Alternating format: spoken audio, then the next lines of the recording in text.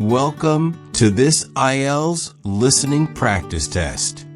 There are 4 sections and 40 questions in total.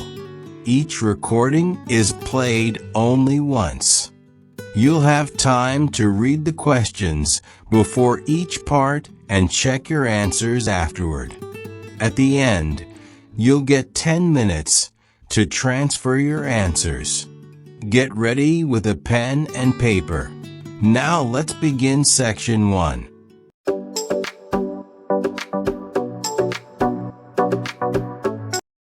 You will hear a number of different recordings, and you have to answer questions on what you hear. There'll be time for you to read the instructions and questions, and you have a chance to check your work. All the recordings will be played only once. The test is in 4 sections. At the end of the test, you will be given 10 minutes to transfer your answers to your answer sheet. Now turn to section 1. Section 1. You will hear a conversation between a sociology student who is doing research on the town's new community centre and a resident. First, you have some time to look at questions 1 to 5.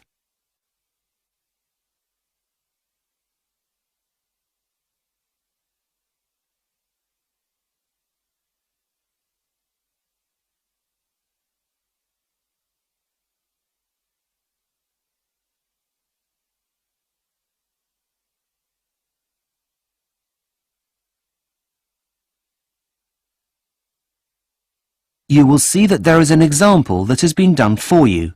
On this occasion only, the conversation relating to this will be played first. Hi, good afternoon, sir. Excuse me? Could you spare a minute, please? Oh, hello. Sorry, I was in a world of my own. I didn't hear you there. No problem. My name's Katie, and I'm a second-year sociology student. We're doing a research project on the importance of community centres to local residents. May I ask, are you a resident of Malton? The answer is community centres. So, community centres has been written in the space. Now we shall begin.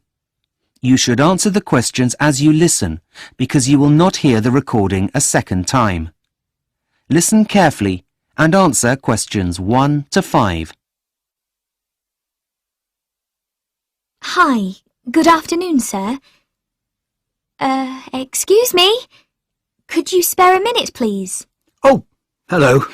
Sorry, I was in a world of my own. I didn't hear you there. No problem. My name's Katie, and I'm a second-year sociology student. We're doing a research project on the importance of community centres to local residents. May I ask, are you a resident of Malton? Yes, I am. That's perfect. Would you mind answering some questions about the facilities you use? It won't take very long. Of course. I'd be happy to answer any questions you have. Far away. Great.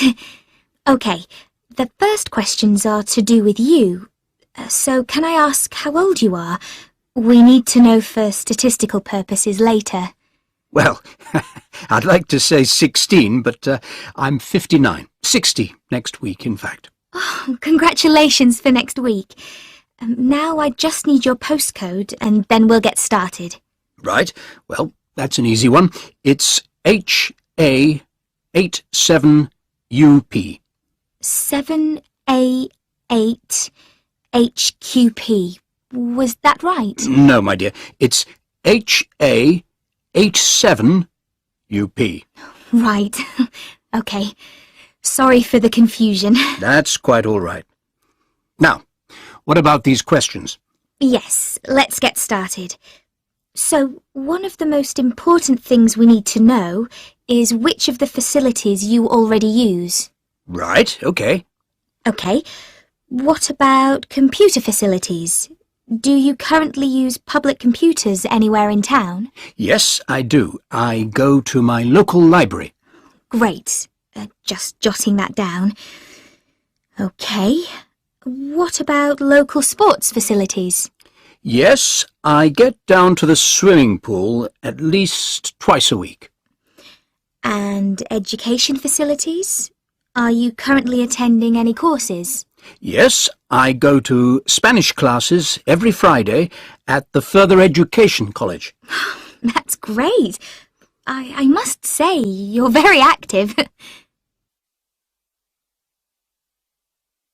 Before you hear the rest of the conversation, you have some time to look at questions 6 to 10.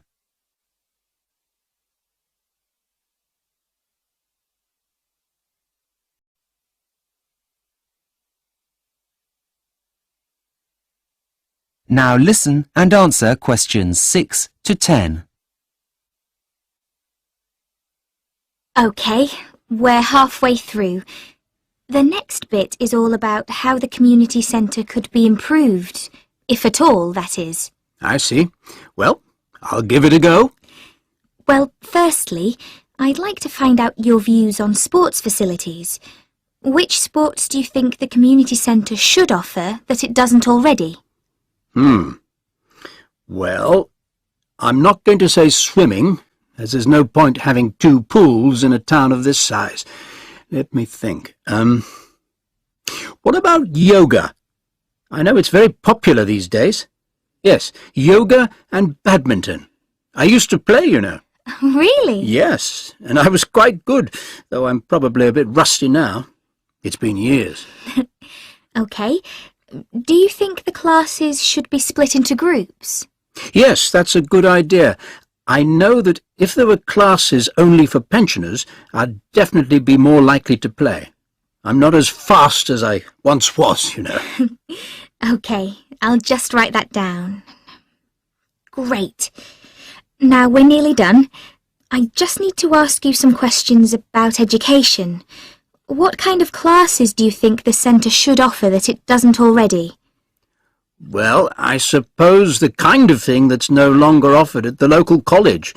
Things like arts and crafts. Those kinds of classes have now closed as they weren't financially viable, apparently. Yes, I heard about that. It was such a shame. Those kinds of classes are so important for the psychological well-being of those most vulnerable in a community. OK, I've written that down. Now I need to ask you whether you would be willing to pay for any of the services we were just talking about. As long as it wasn't too much, I have nothing against contributing. Something like £2 per class seems like a reasonable rate for an old man like me. OK, and lastly then, I just need to know how regularly you think you will use the new facilities, if the community centre makes the changes you have suggested. Well, I'd say 3 times a week, which is more than I go at the moment. I only bother on Mondays and Wednesdays, as there's nothing else on during the week that interests me. But I would definitely get out of the house more if they were to make those kinds of changes. That is the end of section 1. You now have half a minute to check your answers.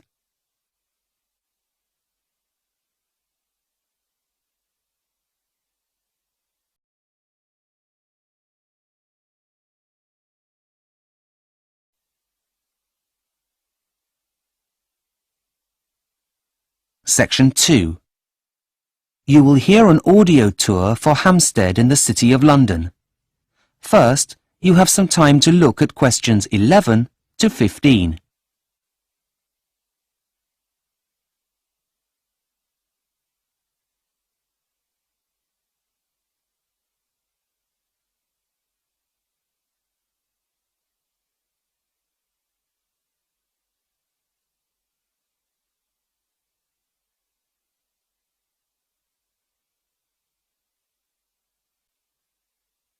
Now listen and answer questions 11 to 15.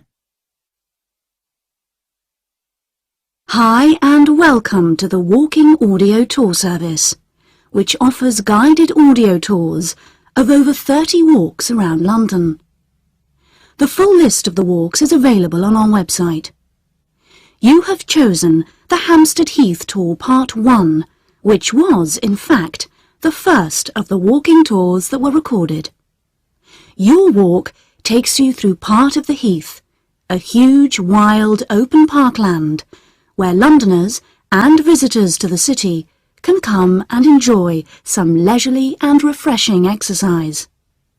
The Heath is one of the gems of North London. When you enter the parkland, you will feel as if you are walking in the wild countryside, but you are actually still in an urban area. The walking tour begins here at the exit to Hampstead Underground Station, which is the deepest station on the London Underground system. We hope that you enjoy your experience, whether you are on your own or sharing your walk with a companion. So, let's begin your tour. We hope you enjoy it. If you turn right as you exit Hampstead Station and stay on the right-hand side of the road, the main thoroughfare, Heath Street, will take you up the hill to the Heath itself. You are now walking away from the main shops and cafes in Hampstead Village, but you can return to visit these after your walking tour for some window shopping. The village is busy during the daytime and the evenings. Now back to Heath Street. As the road winds northwards up Heath Street, you will pass some shops and restaurants on your way to the Heath. When you reach the top, the first part of the Heath that you will see on your right is the Vale of the Heath, which has some spectacular houses built on the Heath itself beside a large pond. If you go along a little further, you will come to a fork in the road, where one road, North End Way, turns to the left and goes northwest away from the Heath, and on your right is Spaniards Road, which turns northeast, cutting through the parkland. Walk along this latter road a little way and look for the first opening on your right, where a path leads you down into the wild parkland. As you descend along the pathway, you will find that the noise of the busy road that is just on your left disappears completely. You might want to take off your headphones to enjoy the delight of the sounds of the parkland. Don't imagine that there is only silence. There is the noise of the trees and the wildlife that lives there. As you walk along the path, you will come across several paths coming from the right to join the path that you are on. But keep going until you come to the first fork in the path. Now take the path that goes to your left, which will bring you shortly to the open spaces around Kenwood House. Before you hear the rest of the audio tour, you have some time to look at questions 16 to 20.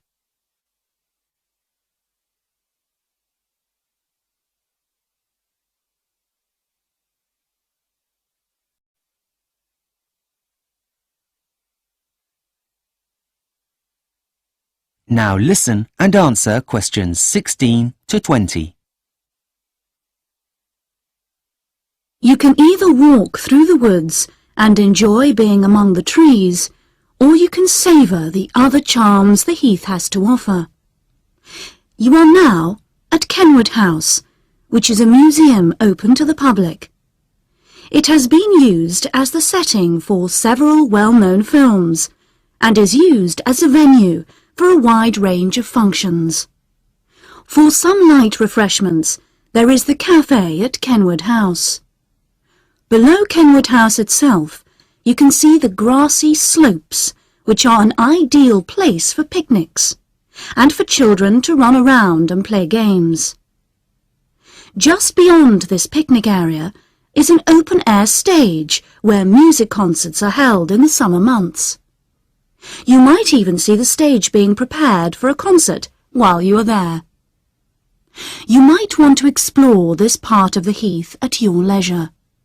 But before you leave the Heath altogether, there are two other notable features that are worth visiting.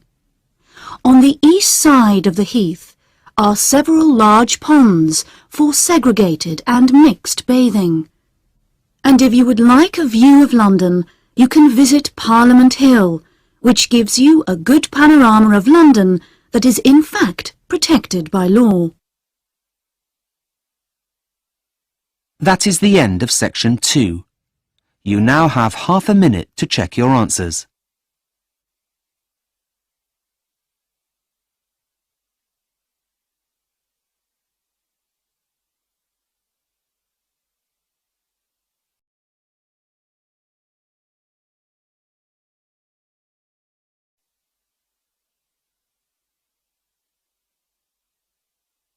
Section 3. You will hear a tutor talking to a student about a case study. First, you have some time to look at questions 21 to 25.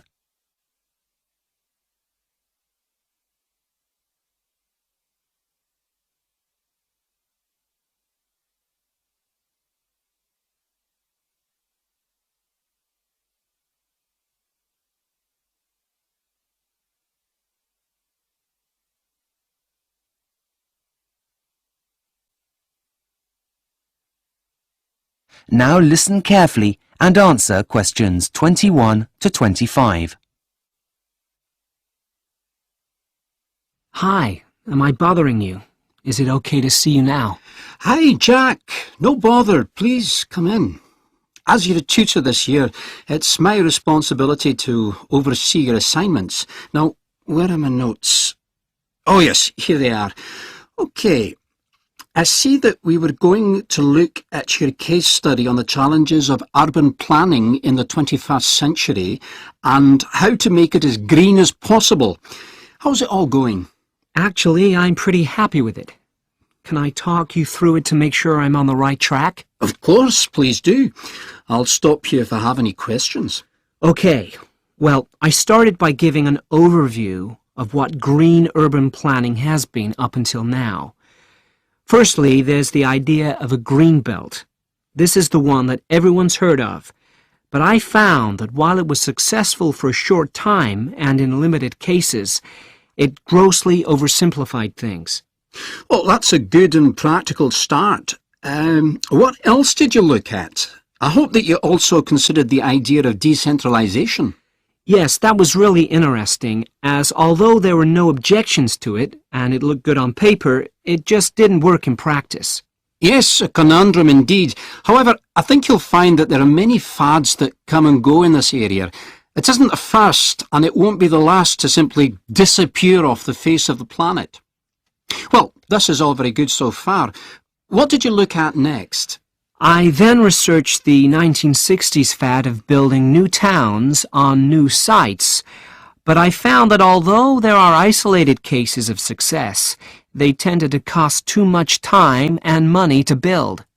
Keeping to that theme, have you considered the idea of brownfield sites? That is, sites that previously had another use, being converted into residential areas. Like the idea of buildings that were once banks being turned into restaurants, that kind of thing. Yeah, that's right. No, I hadn't thought of that. Well, I'd say it's a pretty important option in most urban areas today, even though there have been issues with safety if the land were contaminated in any way. At least it tends to attract no objections from local residents. Okay, thanks. I'll make sure I put that in. Anything else? Well, I'm not sure about this last one, but I thought the idea of pedestrianizing central areas was an interesting concept. Do you think it's valid here? Well, it's certainly not a bad idea. The only thing is that it would probably intensify the problem of congestion in inner city areas and would disrupt local residents' sleep if the construction work were to happen during the night.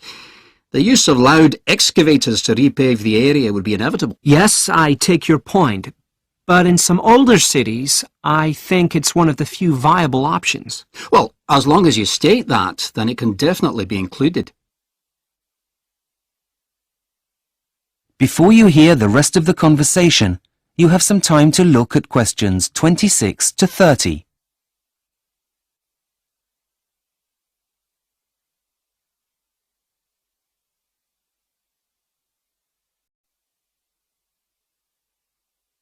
Now listen and answer questions 26 to 30.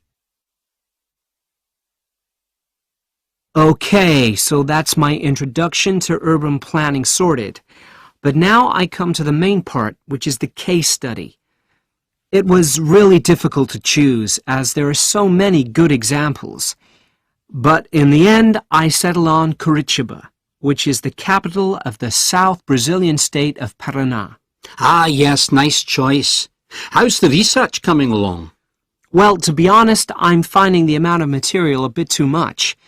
There's such a diverse range of statistics that it makes it almost impossible to be selective. Well, tell me a bit more about what you've discovered, and then we'll see if we can come up with a plan to tackle the problem. Well, it's fascinating. Local authorities managed to achieve so much since the 1960s, principally because, rather than waiting for central government initiatives, they chose a cohesive strategy where residents were consulted. Then they took their ideas and implemented them into local government planning to come up with a plan everybody was happy with. Aha! A bottom-up approach. Do go on. Well, the transport system is a real example of the town's eco-friendly image. Even though they have one of the highest number of cars per person in the country, they also have the highest number of people using public transport. This is because poor and elderly residents are able to benefit from a social fare that allows them to use the system for less.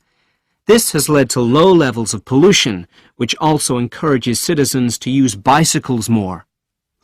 Well, that's really impressive, Jack. Well done. But I do have some suggestions to help you with finalising your case study.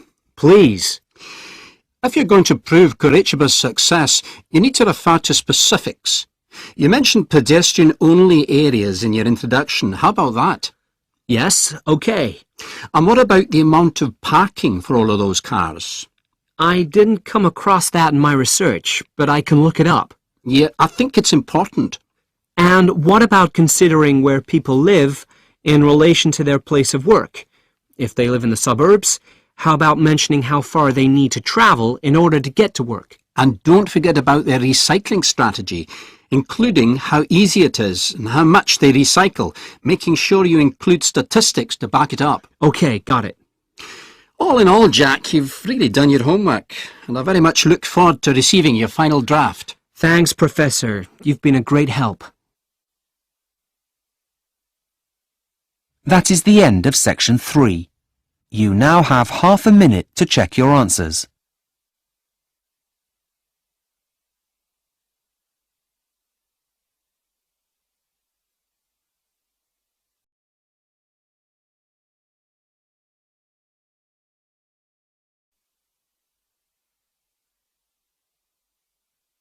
Section 4. You will hear part of a talk to economics students about how to make the most of their course. First, you have some time to look at questions 31 to 40.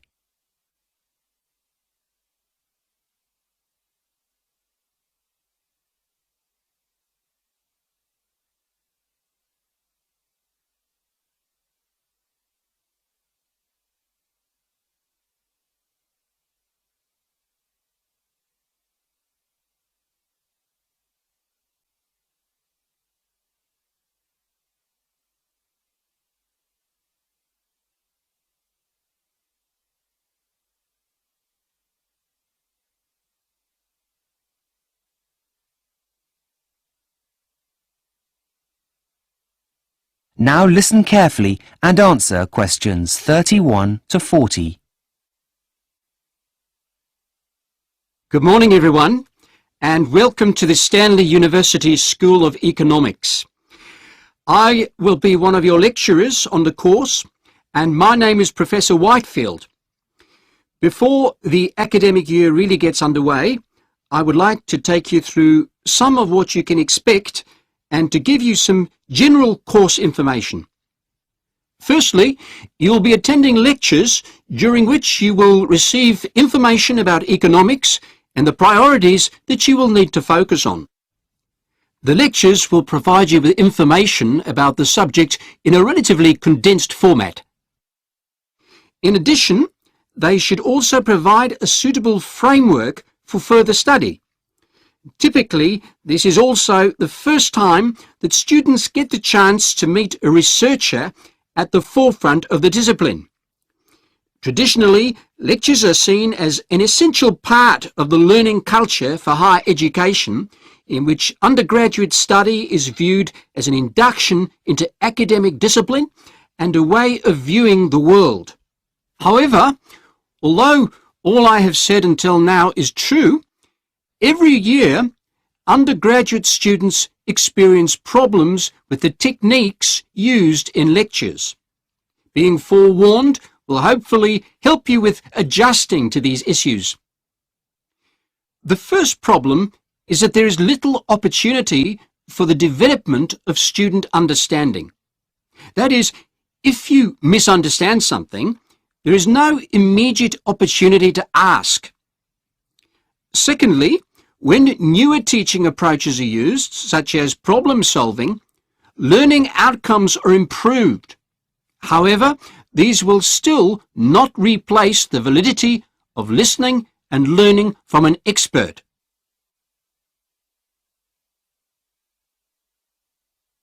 Now, before you start despairing, there are several things that you can do in order to make the learning process and consequently your student life at the university easier.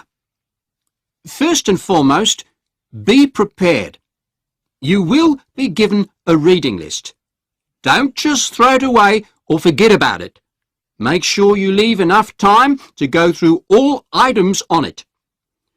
Once you've done that, an ideal thing to do would be to test yourself on the contents. Prepare a mini quiz while reading and go back to it before the lecture and just check you know the answers. Now, for most of you, this won't be the first time that you're studying economics, but you may have taken a gap year or had a period of time working. If this is so, and even if it isn't in fact, it always makes sense to go back and refresh your memory on those relevant theories you learned about before, as we'll definitely be referring to them.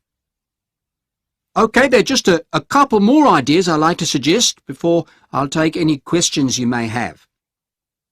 We are lucky enough to be living in a digital age, so use resources like the web to do some extra background research. There's no shortage of information nowadays, but just be sure that you're using reliable resources. Finally, and this is an important one, make sure you discuss ideas with your peers. They're in the same boat as you are after all, and you'll probably find that it helps make your learning more memorable. All in all, take charge of your learning and you'll find that you succeed. Now, do you have any questions before we go on to the next? That is the end of section 4. You now have half a minute to check your answers.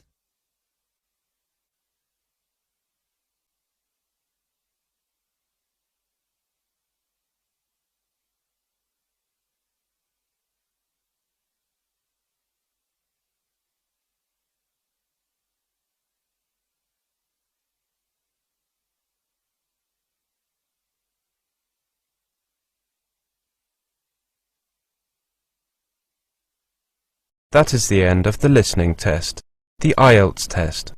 You now have 10 minutes to transfer your answers to the listening answer sheet.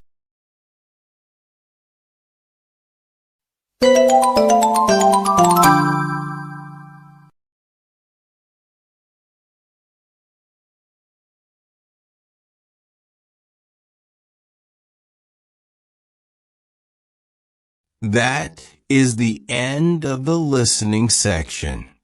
You now have 2 minutes to review your answers before the test automatically moves on to the next section.